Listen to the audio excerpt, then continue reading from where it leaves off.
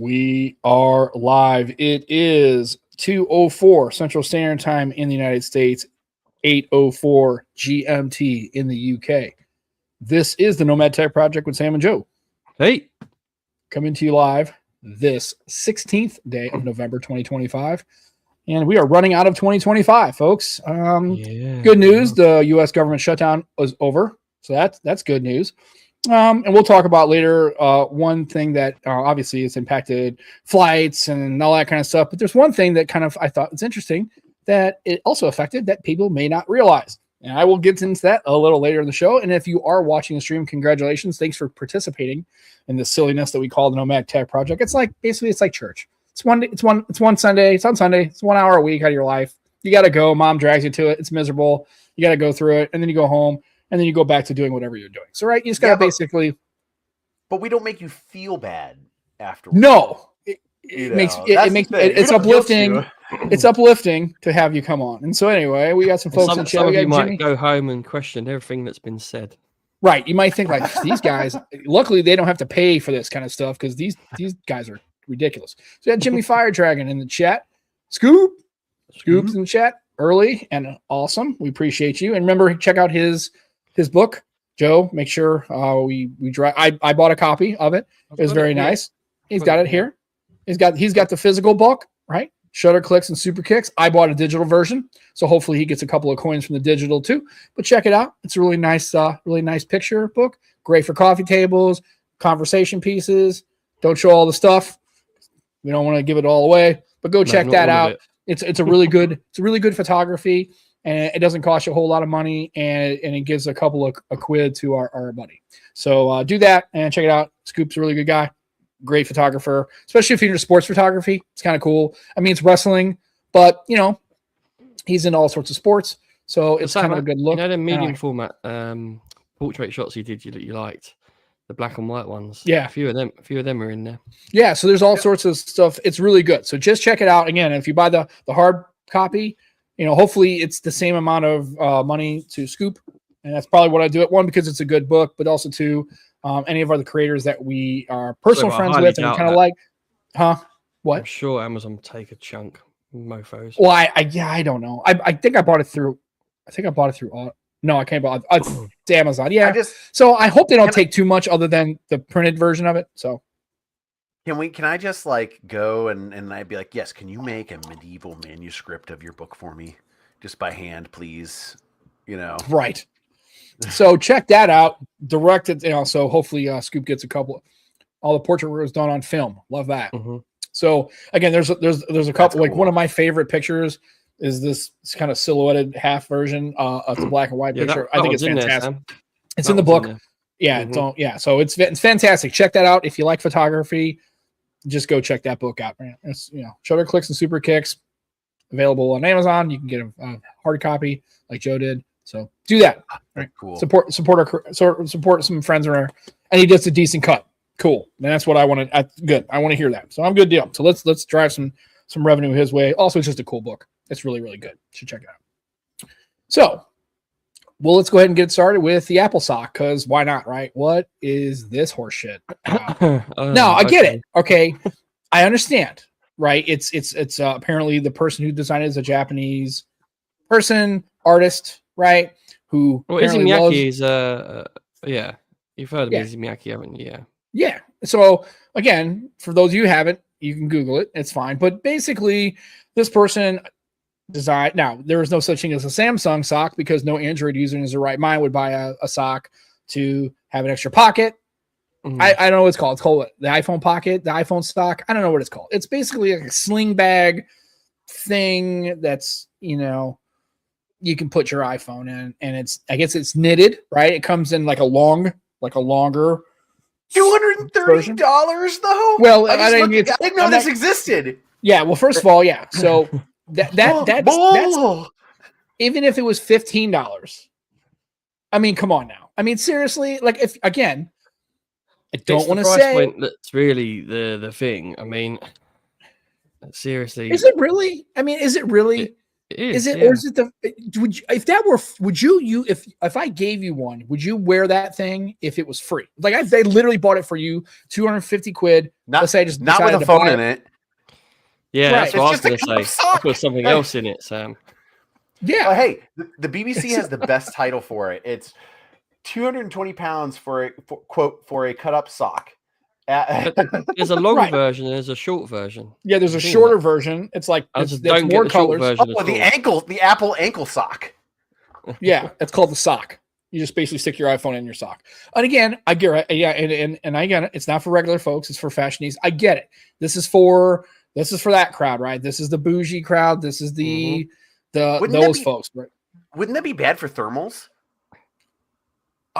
I don't know. I don't think they care. Do you honestly think That's fair. women Just who buy wear another high iPhone. heels that are like platform high Apparently. heels, do you think they care about comfort or functionality? No, it's not about that. It's so they don't really care if their iPhone basically battery gets nuked because the battery. I mean, they're not using if it's theoretically if it's in the sock, you're not or sleeve or pocket, whatever it's called, you're not using it until you use it and then you stick it in there when it's piping hot and then you carry it. Like I don't really think they care.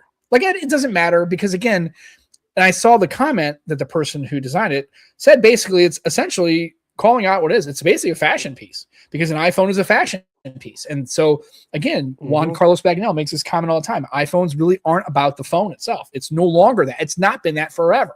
It's what a I will fashion say, though, statement. is you can put other phones inside that instead. You could put other phones inside there, right? Or I think I have the OG iPhone sock. Stand by. Yeah. I have to go to the drawer of doom. So while you're doing it though, I used to put my phone in a football sock, but like the kids mini kits. So the socks are quite small. Is putting phones in socks like a thing?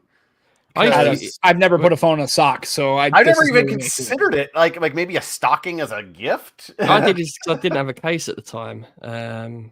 That's the only reason I did. Case, I'm caseless, and you're swinging this thing around. Bearing in mind, I'm talking about an Arsenal sock, so it's like an Arsenal case. It was like, so it's quite cool. Right. So I bought this a while ago, and I don't use it very often, but I don't during the summer. But I bought one of these. It's an alpaca. That's what it's named. It's your Merce. It's a Merce, but it actually slings. And the reason why I like it is because it actually slings kind of like an old school. Oh, it's a satchel now. It's kind of graduated to satchel. Well, it kind of reminds me of when my dad. This is a man purse, by the way, everyone. Older cops used to wear. Remember, they used to have their revolvers and holsters right in their jacket. It was a leather. Remember, if you watch a lot of old Starsky and Hutch and shit like that, they didn't have holsters. This is before the whole tactical in waist, right? This is what people did. They had a jacket or a suit coat over the top, and this is where they kept their 38 Special or they kept their 357 Magnum. They kept it in one of these. Basically, it's a holster. It's a shoulder holster, is what it is. There is a phone case, like a phone holder that they made a long time ago that Mr. Mobile has that are like you could have them on either side. I forgot what they're called. Oh yeah, I've seen those too. Yeah, and so they're only good for cold weather, and you put your phone in. Yeah, you just put your phone in like that, right? And then it has a little pouch in front where you could put like some keys and stuff, or cards or whatever. Oh, okay. And then it's got a little strap for the inside. So, it's pretty nice. I bought this years ago. I only wear it in the wintertime when I've got like a hoodie on or something because that went up. But yeah, I mean, I've got it. It's pretty cool. I don't even remember how long I've had this. Actually, no, Sam. Steve Litchfield's keen on a belt holster. Yeah. For his phones. And I understand, and I get that and all. I mean, I've never been a fan, but I'm not either. And again, this has nothing to do with Steve because I would have said this comment prior to knowing Steve. So this isn't directed at him at all, and I know he's keen to it. But if I have a belt holster for my phone, I'm getting Velcro shoes. That's what I'm getting because that I can't do it. I see people all the time, and everybody I've ever seen that's got a belt holster like that, not my thing. Fanny packs aren't my thing either. And I know a lot of people, and you can make the argument this is a shoulder size fanny pack, right? It's a shoulder pack, right? I get it, but it only holds a phone. But I mean, people, I used to have the whole big like belt fanny pack thing when that craze was big. And sorry, man, you could put a bullet in my face before I'll put a fanny pack on my head. Sorry, man. Guys, I'm not doing it. It's better than my solution I had when I went to a Scottish festival and I was wearing like my kilt and I had a little sporn and everything. And I was like, well, the only pocket I've got is the sporn that's right in front of here. Yeah, no, you put something heavy in there, and the moment you start doing anything more than just a slow walk, you just are hitting your junk constantly with your phone. Dear. That's why you don't wear a dress or a skirt. Yeah, right. No, yeah. I mean, that's why women don't put anything in there. They basically have a little side purse or a little thing, right? Or I was going to say on that note, so women that have Pro Max in their back pocket, that Apple sock might be a good solution. Just the price is a bit much. It's like the Red Baron like scarf, except it's out of the back pocket. And so you have to think about it. Remember, it's a fashion item, right? Mm-hmm. So like I've gone into stores like Coach purse stores and Michael Kors. I've been with Becky. She's looked around and she bought a Kate Spade. It was a really nice purse. I didn't expensive, very nice. I like it.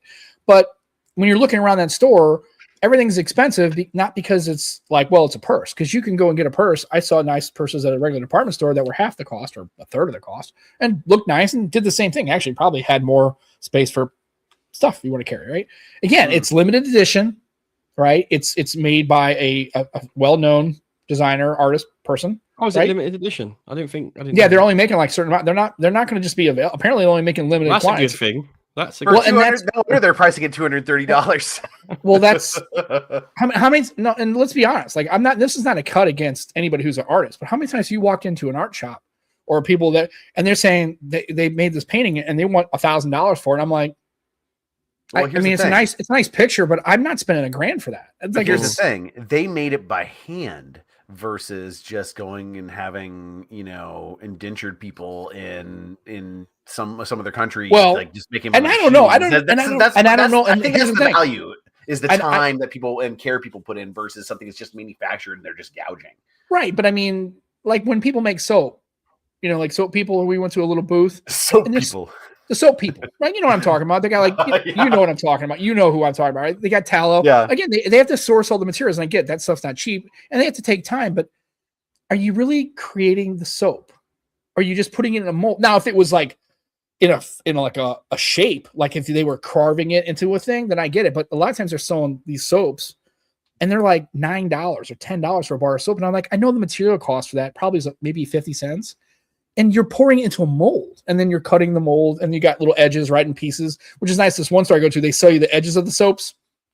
I'm just kind of put like little, cool. like in like a sampler pack, right? So if you want to sample like 7 or 8 different smells, they kind of take because they cut. There's called ends or whatever. When they cut the soap, it doesn't. There's little pieces. Sometimes they have a rope. So on a rope. I haven't seen soap on a rope in since I was like in the early 80s. On a rope. I don't even think that's like before my time. Soap on a rope. That's more of a cramping thing. But yeah, like I said, I mean, I get it. It'd be different if they were creating the soap and they were carving it into something intricate, like whatever. I can understand. But if you're just pouring it into a mold, but I get it. Some of these things are like, and I don't know where these are being made. I don't know who's making them. I don't know how many they're making. I really just kind of saw, and I kind of laughed because I'm thinking, this is not something I would use. Although I will say that one of the reason why I don't wear the alpaca all the time is because it's like a leather and it's kind of like nylon and it's not very soft. At least the material is it looks like it's like a sweater or a sock material. So at least it's a little more forgiving. It'll still wear. I mean, again, I wouldn't buy one, and I don't think $230 is a little silly. I've got some nice socks in here that I could just be like, okay. Only if they've got like green stripes at the top. 20 years ago. I want old Larry Bird athletic kind of tube socks is what I want. Green stripes at the top. That's what I want. I want those guys. Yes. Yeah. People are gonna be like, yes, let me get my smelly hiking socks for my iPhone. Well, I guess I guess what makes me giggle about this is people are actually surprised that iPhone's charging this. Are you fucking new here? Is this your first time on Earth? Are you where from planet Meldar or where are you from? Fools, but then I realized it's not April. No, so. Well, I guess they're either. I am in the rare point where I agree with Marquez Brownlee, where this is 100% a litmus test for how how far will people go to defend Apple for something that's just fucking ridiculous, and should not exist because or should exist but not for this price. I think it's a litmus test for Apple loyalty and blind loyalty. Personally. I mean, it's fine for people who want it, great.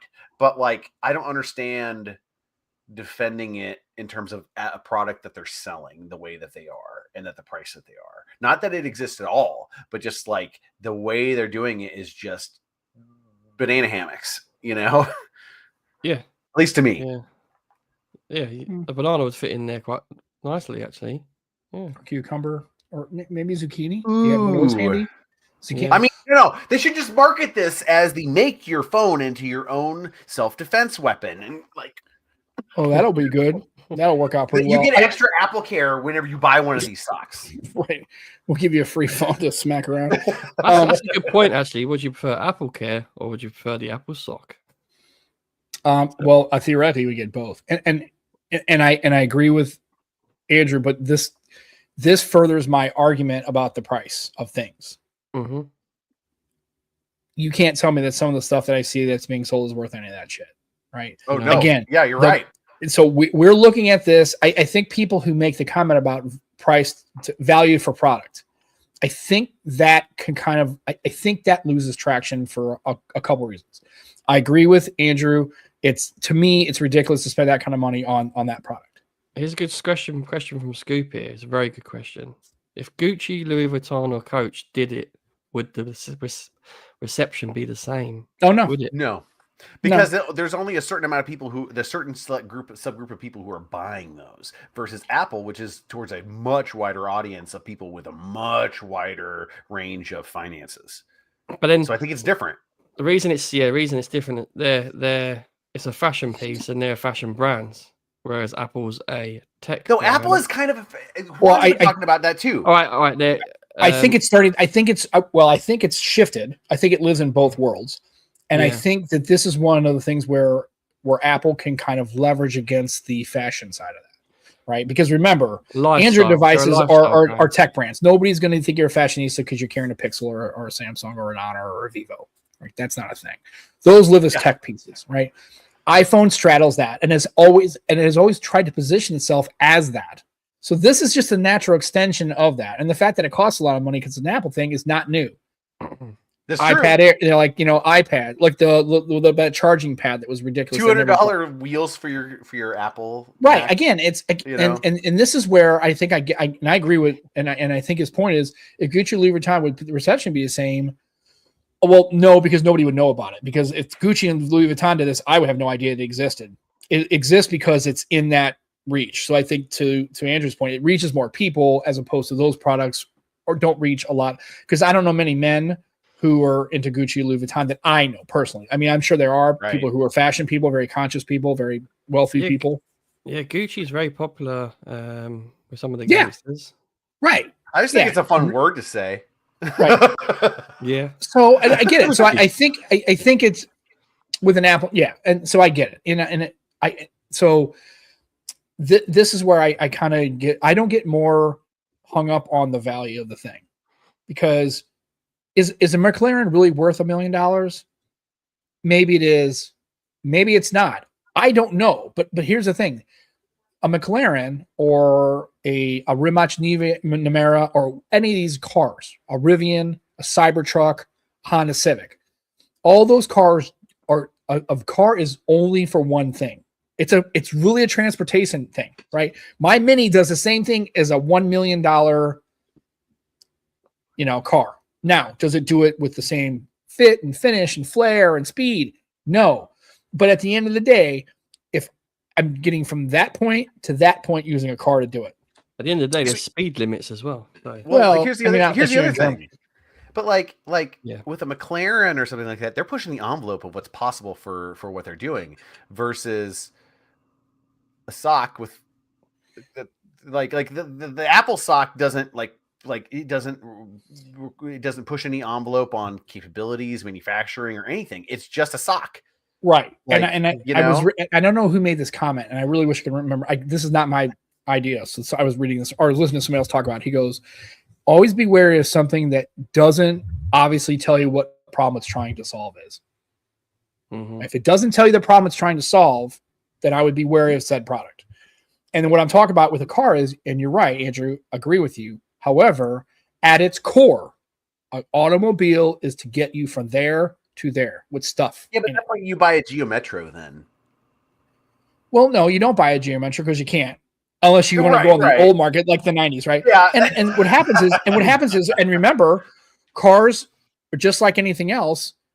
You can't buy a Plymouth, you can't buy an Oldsmobile, you cannot buy a geometric, right? Those cars phase out because if you can't compete, you lose. HTC, LG, right? So in the automotive space, but remember, a phone solves a problem. It sells itself. We know what a phone does and what you need it for. A car, it sells itself. You don't have salespeople at a grocery store. You don't need them, right? Because and not everybody needs a car, because if you live in a place like the UK where Joe lives, you can have a car, but you can get places. But here's the thing: if you live in Missouri, like Joe, like Andrew in Iowa, right? You can't get places effectively, efficiently, within time without a motor vehicle. Period. End of story. Full stop. You can't. If I lived in New York City, or if I lived in Boston or Pittsburgh or anywhere else that had a really good metro system, I could use that. So again, it's one of those things where the Apple sock doesn't solve a problem. It doesn't. It's just, it's so you have to think, okay, so is it necessary? No. But I would argue that if you want to spend $230 on it, I wouldn't spend $230 on it. I know, but I'm not going to automatically say that this is ridiculous. If this was $80, I'd buy it. No, you wouldn't, because you wouldn't buy an Apple sock because that's not your jam, dude. It's not the money. Well, I know what the problem it solves. It's the margins for end of year margin profits. That's the problem they're solving with it. I mean, that's just a joke, really. I don't think. No, I'm talking about the people consuming. Don't think they're going to sell that many. Oh, I think they'll sell a lot of them. Oh, I think they'll sell a lot of them. Interesting. Wait, how many have they made? Do we know? I don't know. It just said it was in limited quantity. So I don't. That could be 1,000. That could be 10,000. I don't know what it is. So let's expand this a little bit. The iPhone Air has not really sold that well, apparently.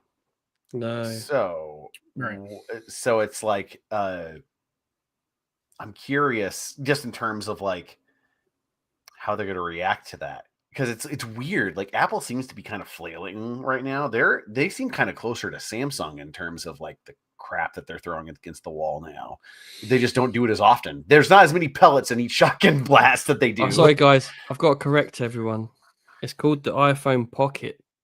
Oh, so the pocket's in your clothes usually. Right. I did say pocket a couple times, but I thought it was sock. But I never thought a pocket would be its own, because that's what they're saying. They're saying that it's because it essentially acts like a pocket that you can bring no matter what you're wearing. You now have a pocket to put your phone, as opposed to if you're wearing something without pockets.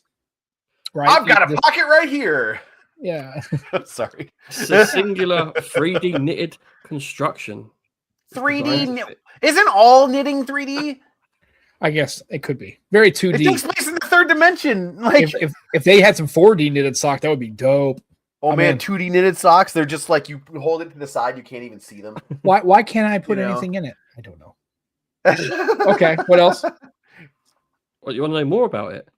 So you already went in and you're diving into the France, technical specs. Italy, Japan, Singapore, South Korea, the UK, and the US. Yeah, sorry for I think the person I was reading the article. Countries. I think the first I was reading, I guess, was Australian. Either was Australian or lived in Australia. They said, "Sorry, Australians, we're not going to get access to it, but do you really care?" And I'm telling you,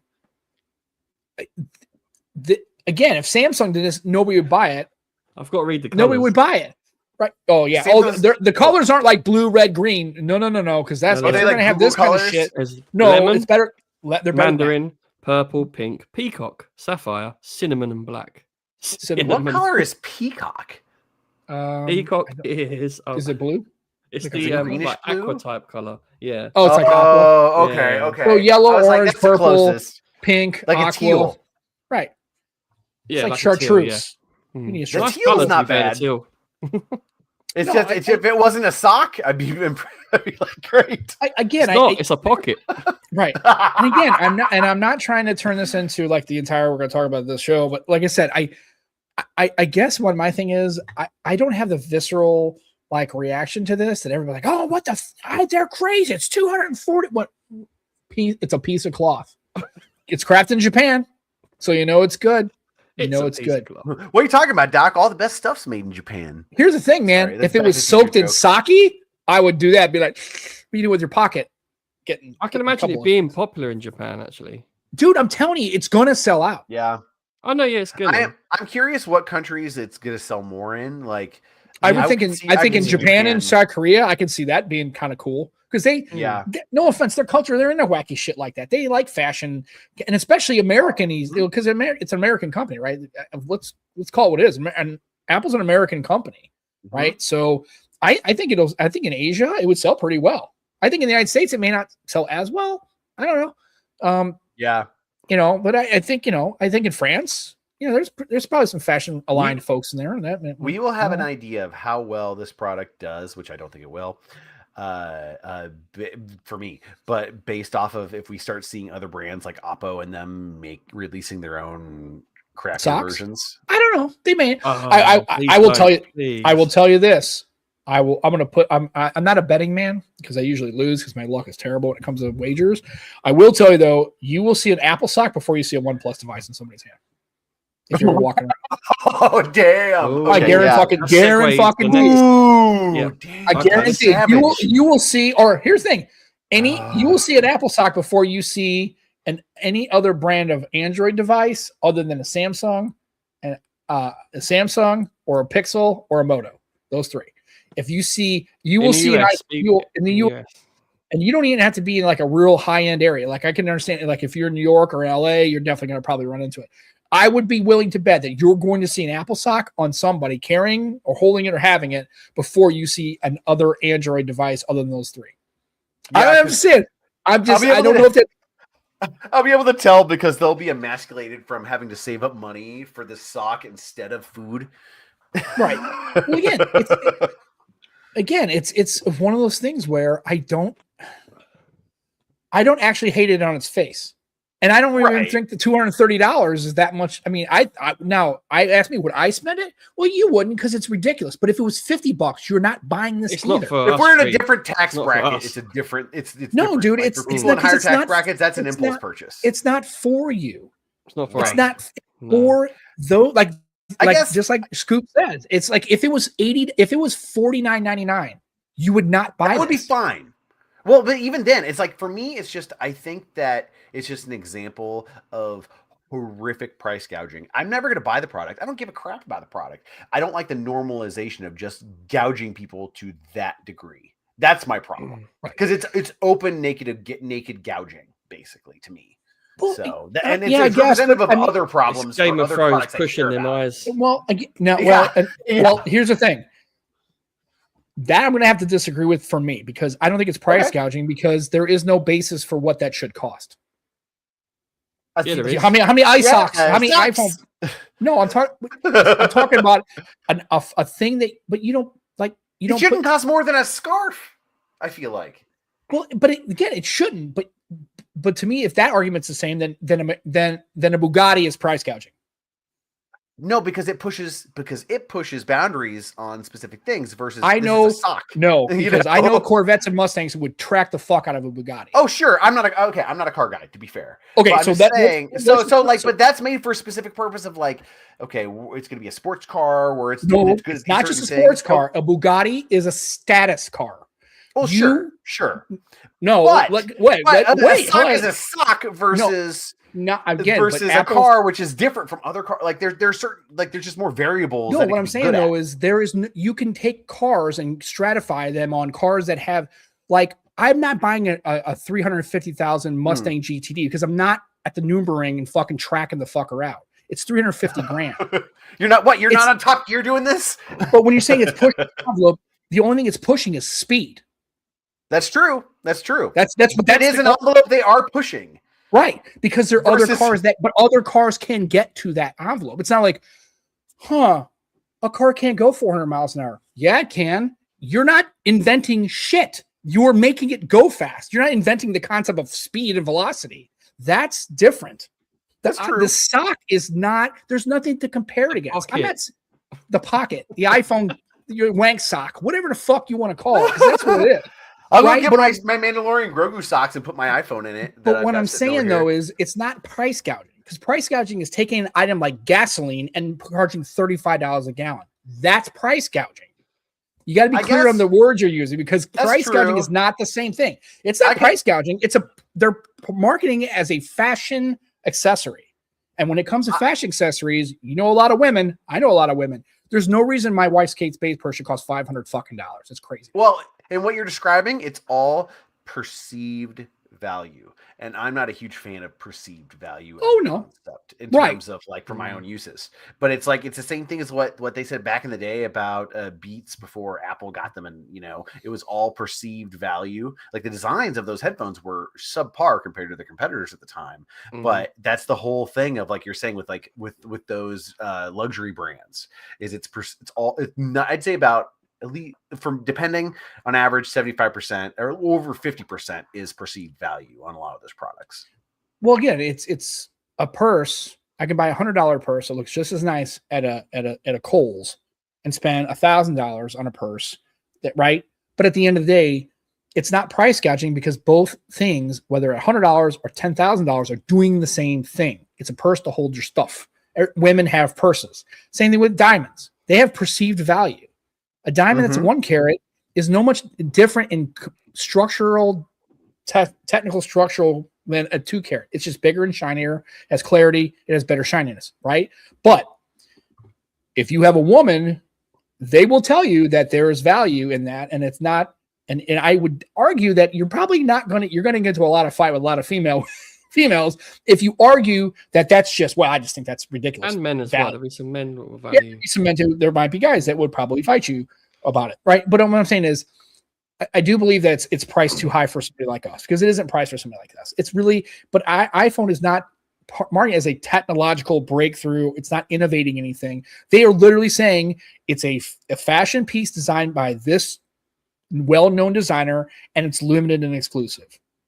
That drives things. Right? That is the saving grace, where you could have it as like, this is just a collector's accessory. If they marketed it even like further to that, then I could see. I think that I think a lot of it's how they're presenting. Like if they said like full on, the main focus is that it's a limited run specialty accessory for collectors specifically. I think then they could possibly get away with charging what they did in terms of just marketing. Oh, if we're talking about collectors, we can throw all that out the window, because I can get into a whole 5-hour argument about people who collect shit that are crazy as fuck, because some of these things should not cost anywhere near it. Collectors ruin everything. They just do, because don't get me started about IBM keyboards. Right. Well, no, but you get what I mean, right? It gets into a situation where you're down when you're arguing the value of something to somebody. You're in dangerous territory, because collectors will argue that some of these Beanie Babies should be worth $30,000 because they're rare, like a Pokemon card. And one of those are there some Pokemon cards that are super, super rare? Baseball cards. Yeah. When I was a kid, I mean, there's some of these baseball cards are tens of thousands of dollars. But when they came off the shelf, they were in the same run of cards that cost the same to collect that the rookie guys for a guy that never made the show, right? It's this when you look at it, it's actual.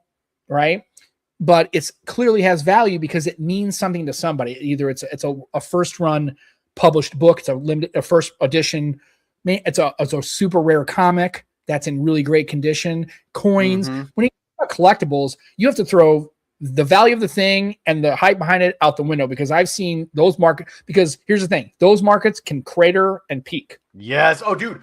So I was gonna say, so when I was in first grade, I had like a ear surgery. And so as a gift, like my mother got me like 500 baseball cards. It was like 1994, 95. But in the mid 90s, they were like, oh my God, baseball cards are really popular. And so they just started churning them out. And so they saturated the market. And I've gone and looked right now, and like, they're not worth much at all right now. And it's been 30 years because there's just so many of them now.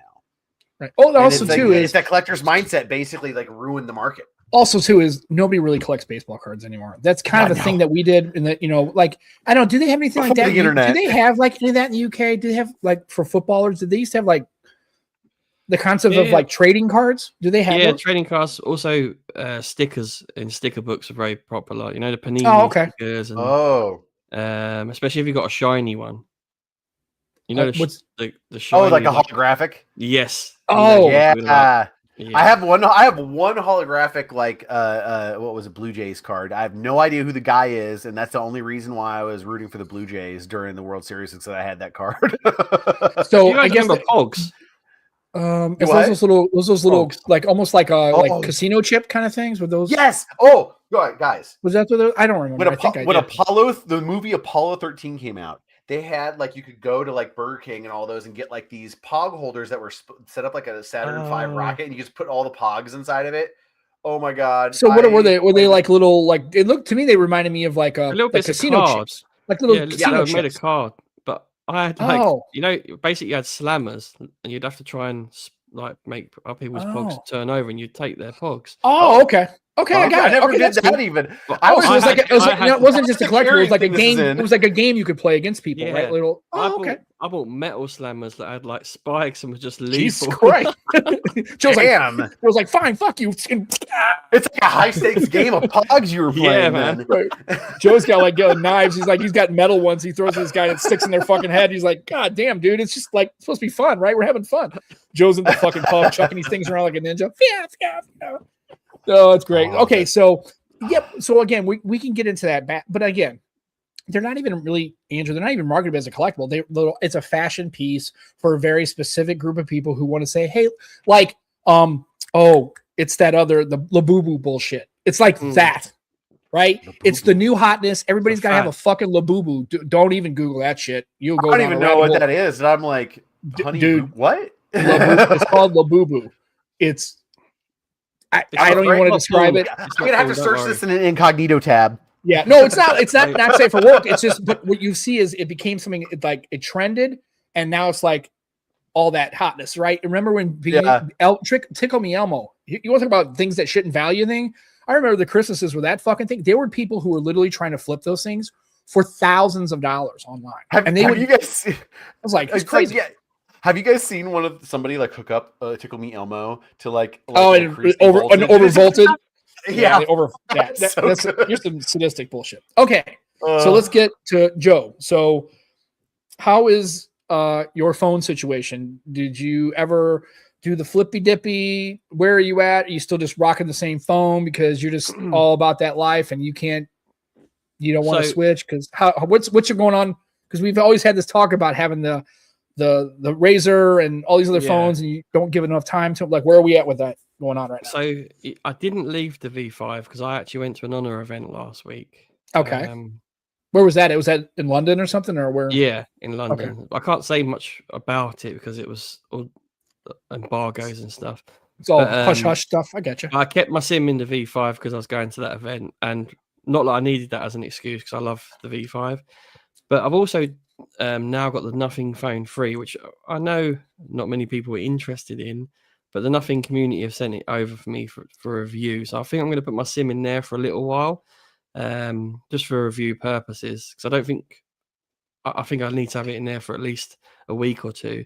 Because I have got the Razor until January, so I've got some time with that still. Dude, it's almost the end of November. I know, but I've got plenty of time. My God, time goes by so fast. I know. That's the thing. I'll be saying that in a month's time. I'll be like, I've still got time. I have still got time. Yeah. And then he's like, I got 2 days and I got to give it back. And then he said, how did you like it? Oh, I loved it. It was great. I had it in for at least 2 or 3 weeks. It was fucking baller, man. I love your phone. It's not for me, right? It's not my form factor. All right. I am so interested, though, in your thoughts on the software for the Nothing, because the hardware is polarizing. You like it, you hate it, or somewhere in between. But for me, the whole thing about them, the software is really attractive. Because just the fact that they encourage a data dense home screen, is really great. I love that. I've tried to recreate it, on my stuff, and I'm just curious. The font they use and just. Yeah, it's just a bit unique. And also, I'm curious about polish, software polish. I'm really curious about your thoughts on that, Joe. Yeah. So where did you? How'd you get a hold of the Nothing? Did you did you search it out, or did somebody contact you and ask you? How did you? You didn't buy that off a resale site or anything, right? No. So it's through the Nothing community. Okay. Didn't apply though. A friend of mine put in my put my name in for me, put a good word in for me. So thanks, Tor. Appreciate that, mate. So yeah, I didn't have to do anything really other than say, this is my address. That exist. Yeah, just had to exist. I'm curious too to see, but I guess my thing with the Nothing phone is I don't hear anybody talking about it at all. It's not in any kind. I mean, it's just kind of like it just dropped off the radar after like the latest one came out. Again, I think some of the CMF stuff came up, and then I think because you're in the US, you do hear less about Nothing. Well, and also, funny, I think that the Nothing Phone 3 situation is a perfect example of how the algorithm and train for a launch is almost more important than the rest, because nobody knows, because then the initial reviews came out and everyone was kind of and then it got out of the algorithm, and now that's the story for it. No matter if they do updates and make it the best phone ever. Yeah, that's the damage is done, unfortunately, and that's why you see so many of these people putting out reviews, and because like the companies push this where they're like, okay, get content out there because they view YouTubers as an extension of their marketing, even if the YouTubers don't, and then like it leads to software's not ready or whatnot, and then I just think this is probably the best example of it I've seen. Yeah, I think. Like you say, though, the software is pretty good on this. I'm looking forward to testing that out. But yeah, I liked the lights on the original one. I had the original Nothing Phone 1, and the fact that this one's dropped that is disappointing. I'll tell you what, the design's grown on me, though. When I first saw it at launch, I thought, what an ugly piece of beep is that? But it has actually grown on me a bit. Strangely. Are you literally censoring yourself on the show? You didn't say it was an ugly piece of shit. Yeah, no. Nobody listens to this anyway. That's okay. Comedy. Yeah, I get you. I guess, but you're saying, you're in the US, that's why you haven't heard of Nothing. I don't think you've heard of Nothing a lot in Europe. Really? I think seriously, you hear a lot more. Behind Vivo, Oppo, Realme, Xiaomi, Poco, Huawei. Seriously? Well, Huawei's not so much. Well, I'm just saying, but OnePlus. I mean, Moto. A lot of noise on what's coming out of China right now. I get what you're saying. The Vivo, that's what I'm saying. I'm not saying that there's not interest. I just think it's being drowned out by all this constant. Bombardment. Even Moto's got the new Edge 70, which right. So you got all these manufacturers, Honor and Vivo and Xiaomi and Realme and Poco, right, and any other phones and these other, and then you got obviously iPhone that people in Europe still buy those, right? I'm not saying that the Nothing phone is. It's just I think it's getting drowned out in all the noise of all these other brands because now they're having phones, and it's not like, hi, Honor has their phones. Here's all the Honor phones for the year. Good night. It's like Honor phone, Light. Not just that, but they're not just like steps above. They're like, there's a whole bunch that are almost equivalent. Instead of like, here's our clear path. And so to me, I think what they need to do, they need to make the Nothing brand a bit more flagship, because they've got CMF as well, and then the CMF and Nothing blur quite a lot. I think the build quality is slightly different, maybe. But I think it does blur too much at the moment. So I think it does need to become that little bit more premium. But then they're still trying to build their brand up, aren't they? So it's difficult.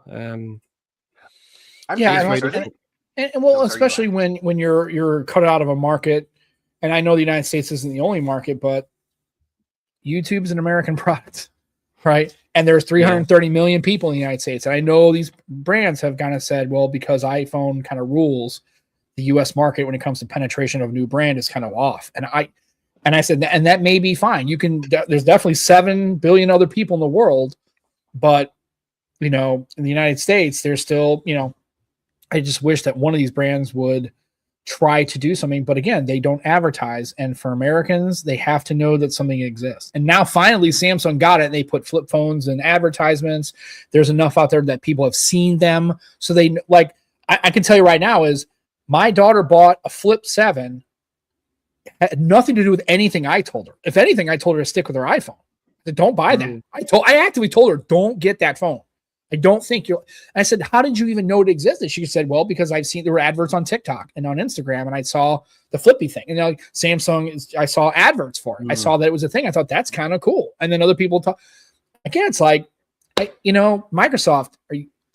I don't understand how that's $1 trillion company.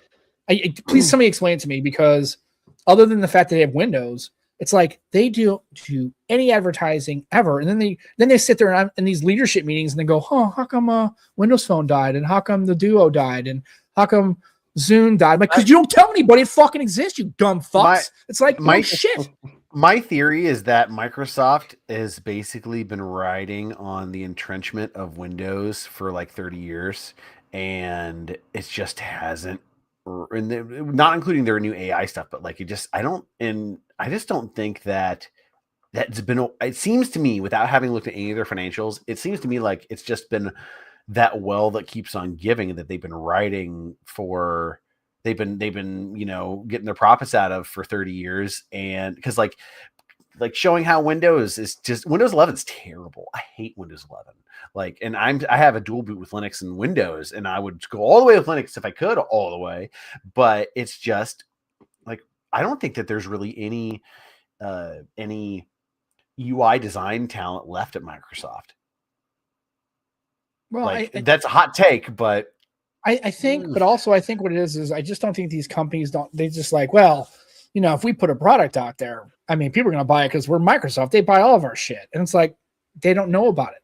And finally, Pixels languished. Pixel 1, Pixel 2, Pixel 3. Nobody bought it.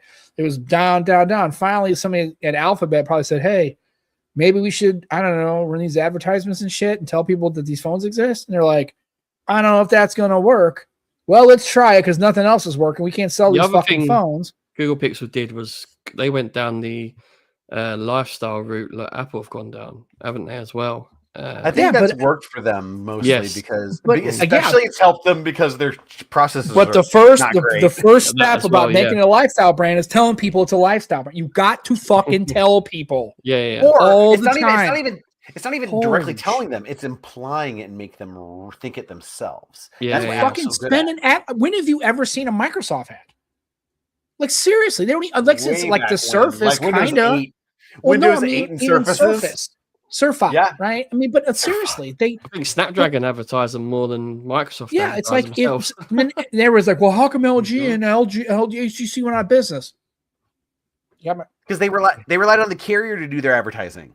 Well, carriers aren't going to. Well, again, if we can figure this out at this level, and none of us are ad execs, none of our senior leadership of major companies, please tell me that they can't figure. It's like, well, we have to spend money. Like, yeah, you have to advertise. Fucking the old lemonade stand computer game back in the 80s had a part of it where you had to actually spend money of your budget every day, and part of that was advertising, putting a sign up that your lemonade stand exists.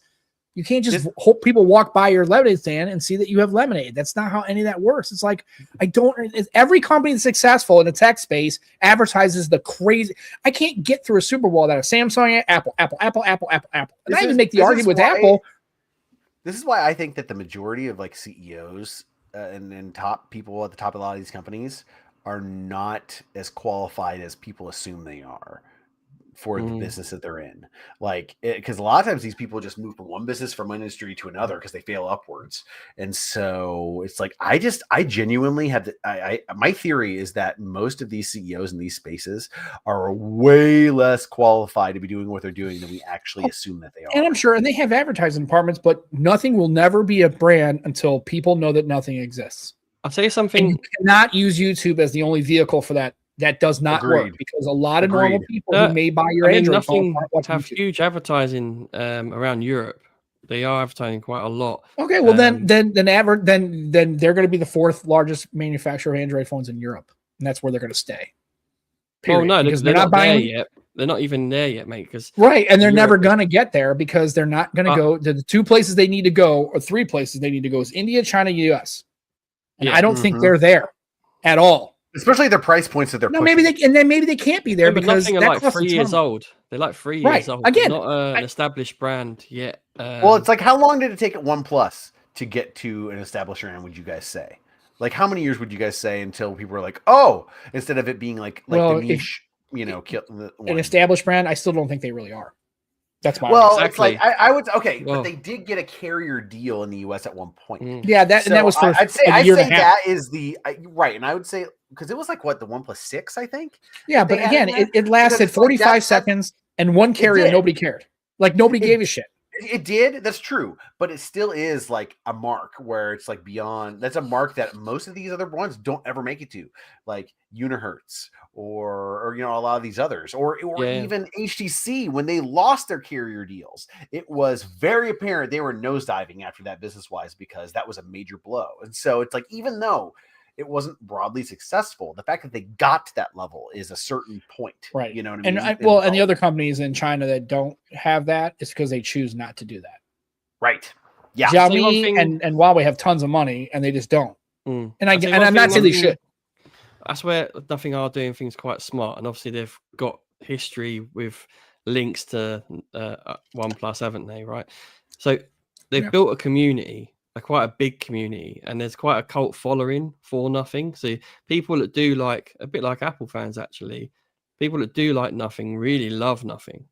They've done well with that because they've created a very unique aesthetic to their products, haven't they? Even their headphones it's very different look.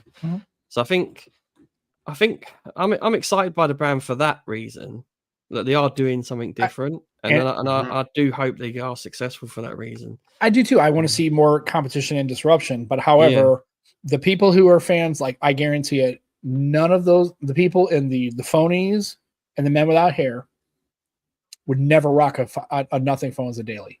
No, like I said, until it's in that flagship space, I don't think they're going to. No, and I'm going to tell you why it doesn't resonate with you guys, and then I'm going to call you out because you're all camera snobs. If that phone doesn't have the best camera, That's what I mean by a flagship. And here's the thing. And there's a lot of phones that are flagships that you would not use because the cameras aren't there.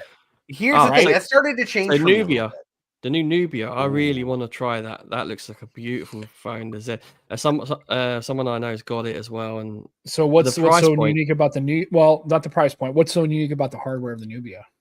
It's got a 35mm main lens, which is quite a big. The camera. We were back to it again. If you want to make your phone super successful, you have got to have top tier. You have to have cameras. It's not just the camera. Not just the camera. I actually like the look of it. But again, if that had a thing in everything other than that camera, I don't even think I don't think you would even consider it. Now you consider use it and fuck around with it, but I'm talking about phone that you would like. I'm rocking this phone like it does. Like, and for people like Joe and for people like Mac, and I think I love Mac. I think he's got great takes on shit. He's great. He's funny. He calls it out. He's great. If the phone does, you guys are like all those people are camera centric folks. And I think a lot more people are camera centric because that's the only real way, other than the battery tech and longevity, and that's the thing that always gets pushed. We're past all that. Yeah, Snapdragon 8 Gen 5 is great. Ted was talking about this. The camera's always the thing that's spoken about. It's the only thing on a phone that you can push. It's not the only thing. Output it's not wildly variable. Well, you can go to so you can go to silicon carbide battery with 7,000 milliamp earning hours. Now you're there. Now what? So good. Now what? Now what? Now where you go? You're there. Sam, it's the lifestyle features with the AI and what you can do with your device. You can do a lot of things, and it's teaching people what you can do with your device. Well, it's not because it's the very useful things we can do with our devices now. Very, very useful with the compute power we have. You know, one thing that's been pretty interesting though, the one thing that I've seen, and I think I've even considered, but I've seen it in the wild. People have put up with a compromise, or I don't want to say compromise, but like a downgrade in camera experience for an upgrade. But it's usually like, okay, well, I've got this flip phone now, foldable. No, I think people may. That's get a good point. Actually, because the OnePlus 15 is right. There's a downgrade in camera. Right, hardware is downgraded, but I would say other things about the phone that are pretty important, like battery life and the screen. I mean, I think the phone, honestly, if they didn't change any of the hardware, they kept the same hardware from the 113, did not do anything different, and all those other things got improved, I think people would be like, this is one of the best phones probably of the year, right? I would agree. But remember, they got to zonk something, And the problem is that OnePlus made the cardinal sin of phone upgrades, and they went downwards on hardware on the camera. So everybody's thinking, well, if the camera hardware is less, it can't output the same amount of money, and that's where you are. And so people are going right to that and going, it may have all this other shit I really like, but yeah. I think that's a really solid device. And even a camera-centric guy like me, I think I would happily rock the 15. We're at a place now where cameras on phones are excellent, even at mid-range. I love the 400 Pro from Honor, for example. And you know what? The pictures I've seen from the 15 on socials, they look pretty good, I thought. Very, very good. More than sufficient. I may be in low light, it falls apart, but that's mobile photography for you anyway. Right. So. Yeah. I mean, well, even with the Sony, like, it's all about, like, you get what you get and you're fine-tuning everything. I still find myself going, I'd really like to have a monochrome version of this. And I just edit it after the fact, and I'm like, I'm just missing the point, I think. Yeah, and with the Sony. AI, and Joe's point, I do agree with that. I think that it's helping us get more out of our phones, right? And it's helping us learn more about the things we can do. But I think at the other end of that too is AI, is because I think a lot of people, especially people who aren't more tech focused like we are, I think they're starting to get a little freaked out by it a little bit. I think it's starting to get a little like, okay, you know what freaks me out most? The fact it's going to bloody cost us a lot of money. Right. That and also what we get out of it. That's another conversation. Yeah, and like with AI, the most of what we get out of it creative wise is slop versus like AI is really good at like parsing through data. So I think I think for AI, like, it's definitely good for a lot of application things that you're trying to do for it, like, you know, especially if you're doing research or anything like that. But I think a lot of people, as many things as AI would help them with their phone, I think people are still not on 100% on board with like letting an AI assistant have that level of people. It's unfortunately for a lot of regular people who are using tech, and they're maybe not tech people, but they're just starting to get into it. I think they hear a lot of what they hear and they kind of go, AI is a little scary to me, especially because it's so effective and good at how quickly it can do things. People are like, whoa, like my Mini, the first time it backed up, it says, I'll let you back on a spot. I'm like, okay. Then I step back and the wheel just goes, I went, oh, that's weird. I don't know if I like that. Right. It worked perfectly fine. Right. It backed out perfectly fine. And actually made the curve perfect, like almost better than I could. Right. It didn't cut the curve short. It actually worked perfectly. But as a person who's a car guy, that really freaked me out watching the wheel just automatically spin. It kind of had like a little fucking, like, it was possessed. It was like, I was like, yeah. My car is driving itself. That, for a person like me, I can appreciate that because I know the tech behind it. But for a lot of people, that it freaks them out a little bit still. I don't think we're on the cusp of that feeling like, okay, this is something I could utilize, but how far can I really go? Do I really need or trust? Like, do I need an iRobot, right? Do I need that now? No. Do I want that? Maybe not. Well, I don't know. Here's the thing.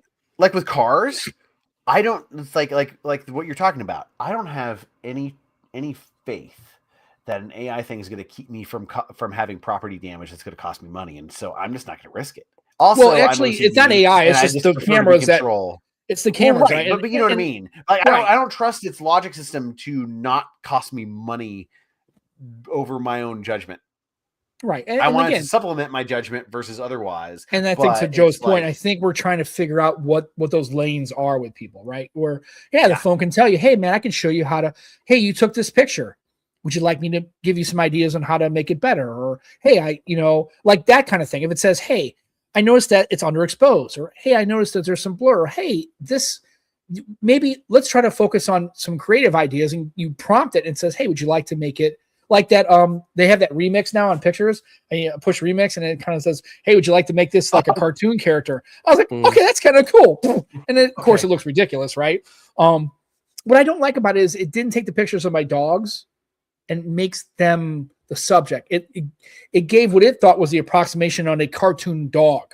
It wasn't my dogs. It was what looked like my dogs in a cartoon, right? You know what I mean? Instead of, it wasn't my two dogs in like the framing of the shot. It took the whole, my two Boston Terriers and went, okay, well, this Boston looks like this, and this one looks like this. So we'll make it kind of look like it all cartooned out. And I'm like, well, that's not my dog that I took a picture of. It's some cartoon dog that looks close-ish. So that's what I had a problem with. That's what I don't like about it. The fact that it should take the subject and absolutely make that subject the subject, and then do all the stuff around Was it. it It's fun still, though? I always kind of, I wouldn't call it fun. I call it was interesting to kind of go through the different ones and how easy it was just to pick on one and go, ooh, that doesn't look good. What about this one? Oh, they're gangsters.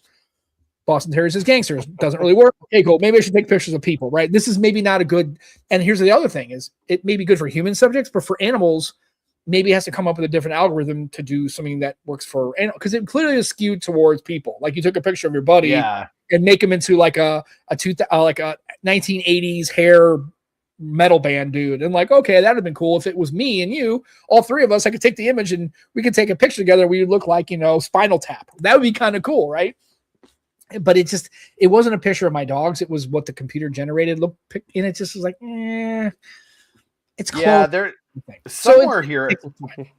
Well, somewhere here I have a photo that shows that's like a similar thing where I have a photo where I took okay, hold on. I have to figure out how to do this. So I have a photo where I'm wearing a shirt, a black shirt. It's like from the Smithsonian, and it has like old school cell phones all the way to modern, and it's just like boom, boom, boom, boom, and it's like Smithsonian. Well, I had that remix, like try to remix that photo of the shirt I was wearing, and this is what it made. Oh wait, hold on. There we go. This is what it made. Oh, that's quite cool. That's not bad. It's not you, but it's kind of cool. I don't dislike that. I kind of wish I had a shirt made out of cell phones, minus the whole radiation thing. Right? Yeah. Actually, a cell phone shirt. Yeah. Yeah. So that's cool. Because back when I worked at Best Buy, so this is like in 2012. So they had all those fake phones that were like the same body as the actual phone, but they had weights in them and they were fake. Well, they were going to throw away all those away. And so I just went and took a whole bunch of them and made like a proton pack out of them for Halloween that year. Joe, one thing I've noticed with phones and going with AI that we're talking about, that the actual hardware is less important now because of the AI features to manipulate your photos. So you can remove stuff. You can, I can outpaint it, for example, and make the scene wider. You can add stuff, make things bigger. You can do all sorts now, change the colors. The Nothing phone, you can actually apply LUTs. So that's, like Lightroom. Oh, you can apply LUTs in there, which is a really nice feature. So I'm really curious to see how the Nothing phone shakes out because I do agree with Andrew. I wish they kind of kept the glyphs because that was kind of unique and kind of cool. Yeah, and they gave it some differentiation. But I'm curious, like the software, what they do with the Android software, because I know there's places where they kind of really have their own kind of spin on it, and that's an OS and a UI that I haven't had any exposure to. So I'm kind of curious without having to buy one, like what that's like. I just hope at some point it gets enough traction where they can actually start to advertise. And I think it could be a phone that people in the United States would try to look at, especially just, give it another chance in the United States for folks that maybe you're not into a Moto. Maybe look at a CMF phone. I think in the United States, especially a budget segment, that would be carrier, that carriers maybe. I think you could probably sell a few of them in the United States. People are looking for a different, like not top tier Android device. I think you could probably get some traction on it. If they had a flip foldable that was like maybe $1,000 at max, and had the glyph system, that would be cool. I think it would sell well. Yeah, and I think it would be don't even try to do the book foldable, just do the flip, because I think that the flips are more popular than the book foldables by far. It seems like, based off of what I see in the wild. Yeah, I think for people who are used to traditional phones, I think the flip helps them get to a traditional phone. I think the foldable is a little bit more of a form factor that they're kind of not 100%. You have to be specific about. It's a lifestyle choice. Well, and it's really more about, I don't really need the functionality, because remember, the foldable turns into a foldable, whereas the flip really is my daughter uses it. I asked her, do you really use like the cover screen for stuff? She goes, kind of. But not really. I pretty much I just flip it open and flip it closed. I just like it because I use it not because I have the outside screen I can use. It's because I can fold it and I can put it in my pocket. It takes up a lot less real estate in my pocket. And it's just kind of, it's just something, I think it's something it's something to fidget with. It's something for her to close. I think that kind of scratches that little kind of coolness. Don't underestimate that draw. Right. I think for fold people, I don't think it's the same kind of, you know what I mean? It's not the same mechanics. Whereas the flip, you just take it, you just kind of, right. And for folks, it kind of brings them back to the old, dumb phone days where they had the old phone when it closed, right? Your old Nextels and stuff like that, right? The old closed phones. I think that's something that they can. It's a little retro. They can kind of at least conceptualize. Whereas the foldable, I think, it really kind of takes a different kind of thinking about how to use a phone. But I would argue for me, once you use a foldable, it's very hard to go back to just a slab phone and use that because then you're always wanting for that extra real estate and multitasking, and it's just hard on a slab phone. So I love a big old fold. Yeah. Yeah. So anyway, I didn't even. Yeah, real quick. That one I didn't even touch on the funny part about the OnePlus 15 in the US. Go ahead. You know the little. Obviously, I'm upset the lights have gone. That little dot matrix screen. Yeah. What's interesting is the community have built lots of things for that. Like different dot matrix screens. Oh yeah. Yeah. So I'm looking forward to exploring what they've built for it in the community. Okay. If it just wasn't this tiny circle. Yeah, that's my problem. Yes. It's like if it was like half of the screen, like if it just wasn't a stupid circle, it's like, why are you even putting a circle? The pixels are square. Yeah. like damn it. So we were talking about you. Right. And my OCD, I'm just like, OCD intensifies. And I'll tell you, if nothing was doing that to get on Andrew's case, hey guys, heads up. I have my palms of Peter sweating just thinking about it. Working like a charm. It's working great. Yeah. That was the intent. You were hitting on all cylinders, dude. That engine's firing, dog. Because this dude's triggered as fuck right now. Anyway. So the other reason why I laugh is because if anybody in the United States right now, if you go to OnePlus's website, you're looking at the OnePlus 15 and thinking, cool, I want to pick one up. I'm going to order it because I'm starting to see videos about it. Got some bad news for you. If you weren't paying attention, the United States had a government shutdown for about almost 50 days. And you cannot buy a OnePlus 15 in the United States because it's delayed. The reason for that delay is because apparently government furloughs, they need this thing called the FCC, which is the Federal Communications Commission. They needed people at the FCC to certify the phone. I guess, and this makes me wonder that how close to launch do FCC certifications go, because I would have thought that phone would have had FCC certification in like August or fucking September, so, right? Yeah. July. So I don't know if it's either it's a lot closer to the launch time when they get to the FCC certification for me, which makes no sense, or they're full of shit and they're trying to come up with a reason to delay this phone and they're using the government shutdown as the reason why, because the FCC was only shut down on October 1st. That's when the FCC shut down. But we don't know how much of a backlog that they had going to. Well, I understand, but even if they had a backlog, the problem is if there's a backlog, then OnePlus as a company should have known how the FCC gets down and there's a backlog, because they can't just have a backlog this year and not other years. Like I've never heard them. That's a great. And we had a shutdown, and we had a shutdown in 2019, and OnePlus was making phones. Is there more politics at play here? Is the US against OnePlus now? See, I don't think that's the case. No, I don't think any. That's just one of those. It's more about forecasting, because like you said, every year they probably have a backlog, so they're probably forecasting. OnePlus just got behind.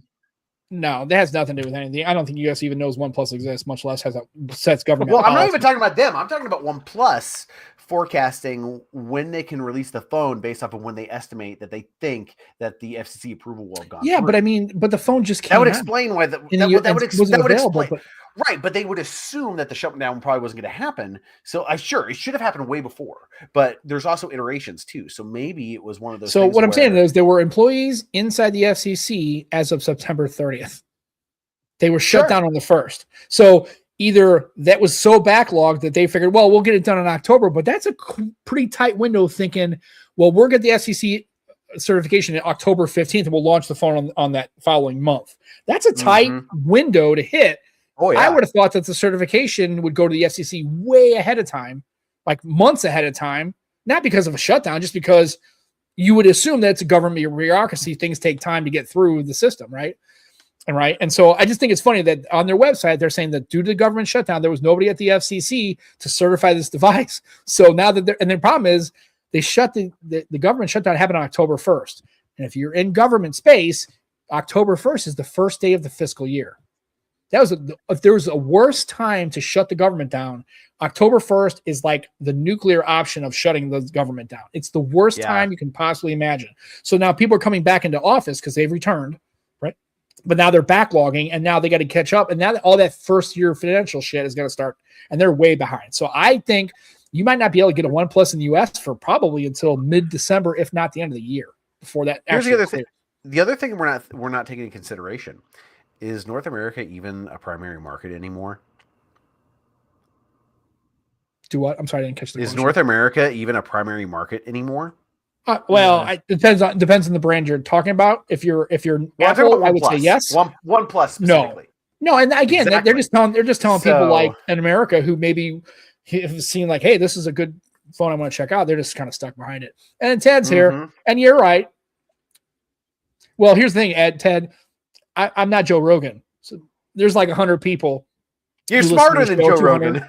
And so, I mean, I get if I had a larger voice, I would still have given some airtime, and that's the publicity. But I was making the argument. I was making the counter argument. Everybody else is like, "This is ridiculous." I said, "Well, if they want to charge people $200 and people buy it, like, good on you. I guess you have the income and you want to be bougie, and I'm not going to stop that. I don't think I would do it because I think it's crazy. But whatever. Why would come on now. We have to jump at the chance to display our first world prowess by complaining about smartphone socks. Right. Pockets. Yeah, pockets. Yeah, redefining of pockets. Joe, I guess. Joe had to keep us on. And I know Ted's just giving me. He's giving me some shit. That's fine. Yeah, and I did fall into the trap, right, Ted? I mean, they put the pocket out there. They put that price out there, and I mean, I just went like a bug to a zapper. They put the little fishing rod emoji, dude. I went right to the fucking light. It was like a siren. Yeah, their bait at the end was a siren. I was just like, Sam, come. I need it. Get our sock / pocket. Right. Yes. It was what did it for me was it was the colors and it was the sock material.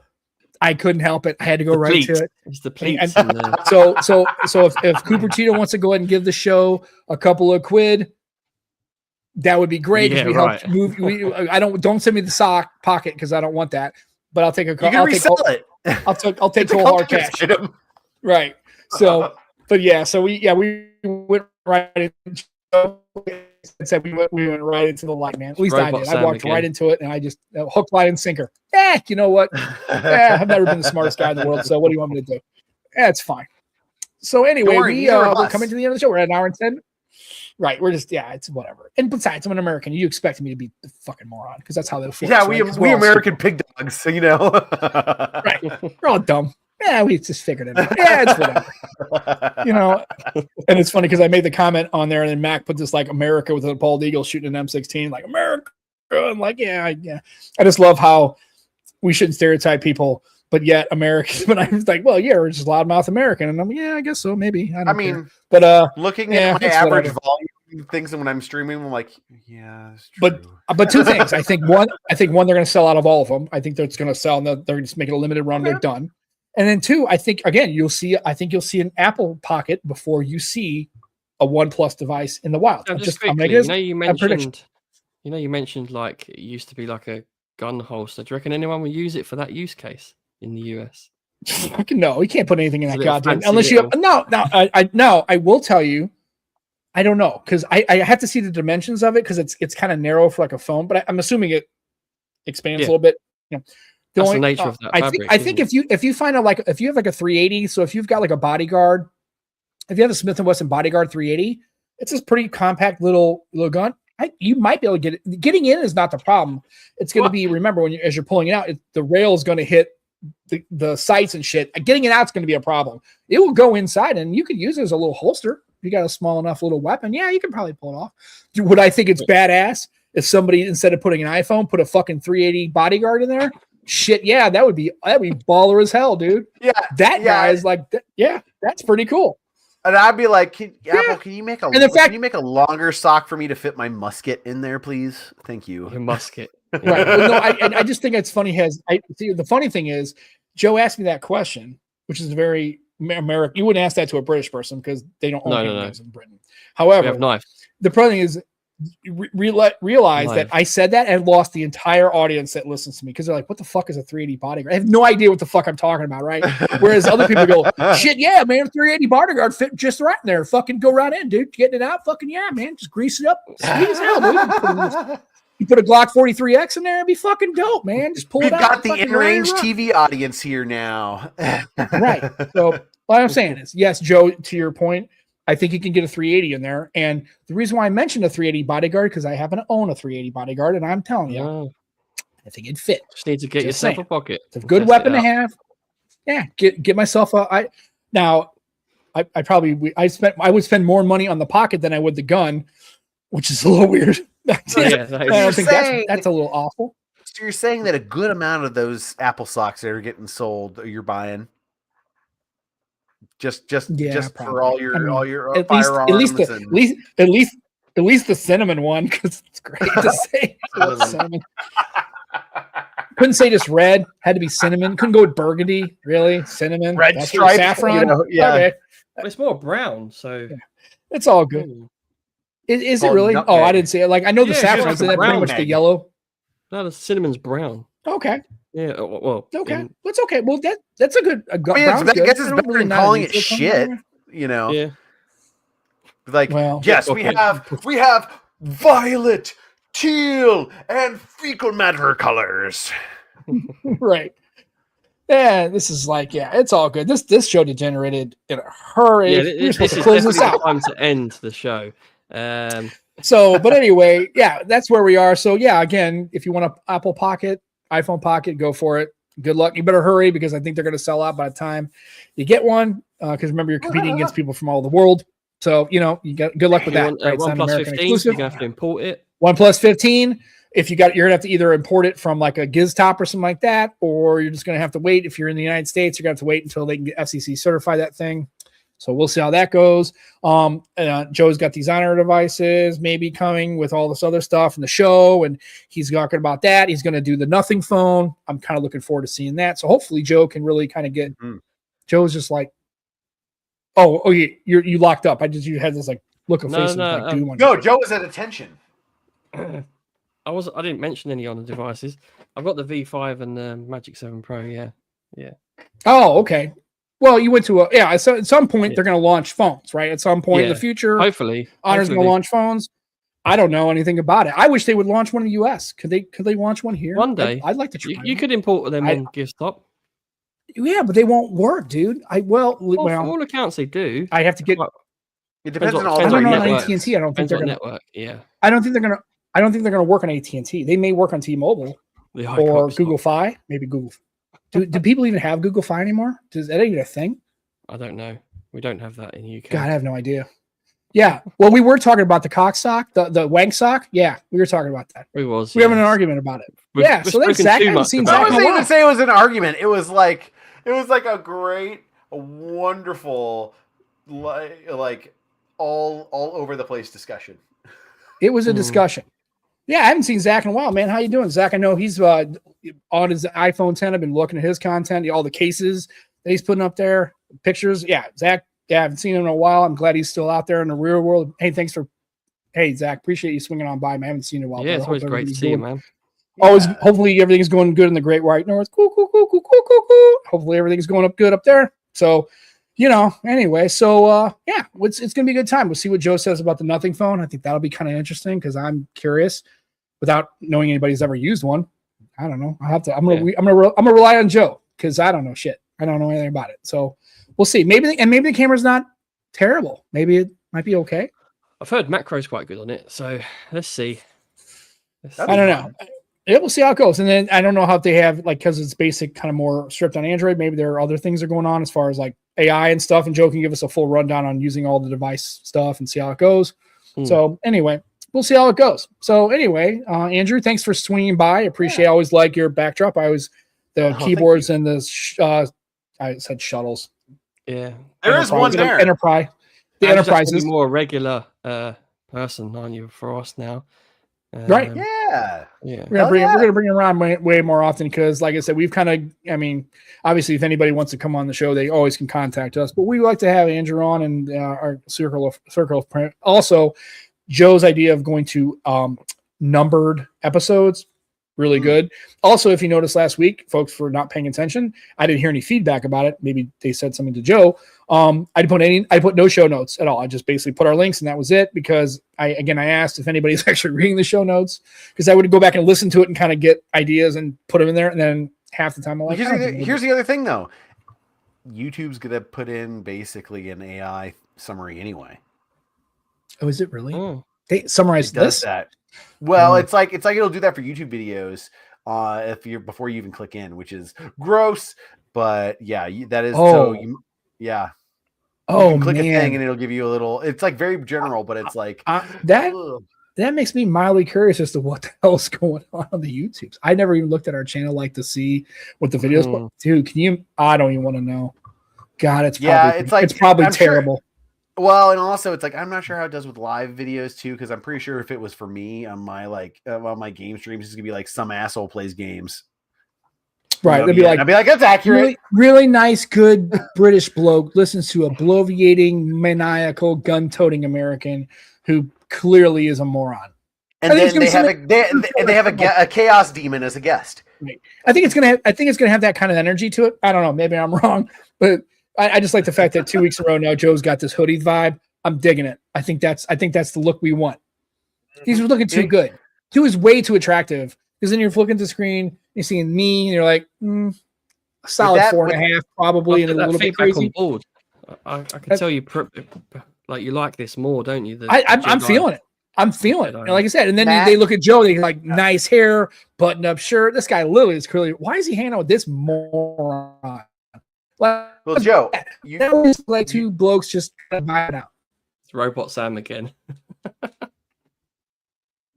Oh, am I stopping? I look normal. You know what though, Matt? Not Matt. I'm sorry, Joe. Am I going? I've said Matt like 3 times, but no, Joe. Like what you got to do though is you have to have that on. And you have to be like, do it in the emperor like voice whenever you're doing something. Do it. That or I turn the light off and go boom, and a lightsaber comes up. Yeah. Like the hate is swelling in you now. As you're like, looking at Apple. You just rip fast. I love it. If I had one, I would rip it too. I just don't have it. Joe did the one cheek sneak on camera for all you. Was it obvious? It's because we care. Right? We're trying to give you good quality content. Why not? Right? Don't worry. I have a video broadcast on mine, so any other sounds that happens outside of this, you can't hear. Don't worry. Yeah. So anyway, we wasted Andrew's life for an hour and 20 minutes. Hopefully he can go ahead and tell your therapist we're sorry. We may have opened up a couple more things. What? You guys are my therapists. What are you talking about? Well, sure. There's no hope for you, sir. No wonder I'm so fucked up. No. Yeah. So, anyway, so we'll get to, and then we didn't talk about the things I like to talk about with Andrew with gaming and stuff like that. So I promise next time when we have Andrew on, I've been playing Ghost of Yotai. Pretty awesome game. It's pretty awesome. I mean, Ghost of Tsushima was really good. Ghost of Yotai, I'm kind of digging it. I really am. I'm gonna have to finish Ghost of Tsushima before I'm back on again, then, because I've been playing and I haven't played it since before I went to Japan, and now I'm like, okay, I got. No, it's really good. It improves on some stuff. There's a couple things that the Yotai doesn't do that Tsushima did do. But overall, I think it's a better game, and I like it. So I'm working through that. So we'll talk about that more the next time we have Andrew on. We'll talk more games and that kind of stuff. Which will be when will it be? Which will be next week. Andrew's coming back next week. Yay! Yeah. It's like, hey, it's whenever. Like, I'll let you know about this next week because it's around Thanksgiving, isn't it? Yeah, or is that the weekend after? I don't know. Is it calendar? Actually, okay. So we aren't having a show next week because that's my last weekend camping trip until March. That's the last trip we're going. And then I got the guys trip, but that's during the week, so it doesn't include the show. And then we put the camper up until like March-ish time frame. So yeah. So I forgot about that. I'll let you off, Sam, just purely because I've got PSC on that Monday anyway. So I'll let you right. Yeah. So Joe's got PSC, and that's another thing. Go check that out. Phone Show Chat. Him and Ted. Amazing content. Great guests. You have a good vibe. I listen to all the time when that show comes out, like usually on Monday afternoon on the drive home, usually Monday on the drive home or Tuesday when it comes posted on my drive home from work is when I listen to it. Because it's about Now, unfortunately, it's a little longer than an hour. My commute's about an hour, and it's about an hour 20. So I just continue to listen to it and finish up the show. Again, check that out. That's always another great thing. Joe and Ted are fantastic, doing a really good job over there. So check that out. And it's fortnightly for those in the US who don't know what a fortnight is. It's every 2 weeks because nobody in the US uses that term. If you said it to an American, they'd be like, "What the fuck is fortnight?" Like, you could pay me $3. What's a quid, and is it related to a squid? Right. Yeah. So anyways, check that out. They're going to do the show. So next, that would be the 23rd. So that's next Sunday. There will not be a show. However, if you still need some tech and you want to listen, the Tech Disruptors will probably be going. They usually go right around this time slot between the 3 to 4 time slot. They're on right now. If you want to pop over there real quick. But yeah, check them out. So they will kind of help get you through. And then the next Sunday is the 30th. That's the Sunday after Thanksgiving. I have nothing going on. I'll be home, but that next Monday I'll be leaving for my camping trip for 4 days. That's the guys' trip where we go. And this will be the first year I'm bringing my own RV. So I'm kind of excited to do that. That'll be kind of fun. And then I know that'd be kind of fun. So again, next Sunday, no show, Tech Disruptors. And then you've got the PSC on Monday. And that usually you guys upload that show the same day, right? Usually Monday night. Ted tends to get it up pretty quickly. Yeah. So Ted, if they record it on Monday, chances are Monday night. Remember, that'll be Monday night in the UK, so that'll be midday for you all. So chances are by Monday night, if you're in the United States, that should be on your podcast every 2 weeks, man. If that show comes up, you should download it and you should put it in your ear holes because it's great, good time.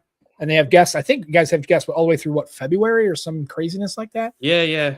We've got a massive they're booked up. I can't even get on that show, and I'm Joe's partner, and I can't get on the goddamn. That's how important they are. We'll make a special show for you, Sam. Nobody should make a special show for anything I bring because I bring craziness. I'm just saying though, but depends if you how want you define special, right? Fair point. That's fair. So anyway, but like I said, they've got guests on, and it's a lot of their MeWe group. That's kind of good. The last guest they had on had never been on any of the PSCs, which I thought was interesting. So that was kind of a good show. That was kind of cool. Listen to that. They have it seems like their MeWe group's kind of older folks, which is cool. And this guy was speaking. I forgot his name. I apologize, but David, he'd never been on the show before, so that was kind of cool. It was a new show. It was good. I think it was wasn't he a barrister at some point? Which is It was interesting. Weird. So it's kind of cool. So they're nice because they bring in a lot of people from their community. They have way different backgrounds and interests and different experiences. So I just find it interesting to listen to.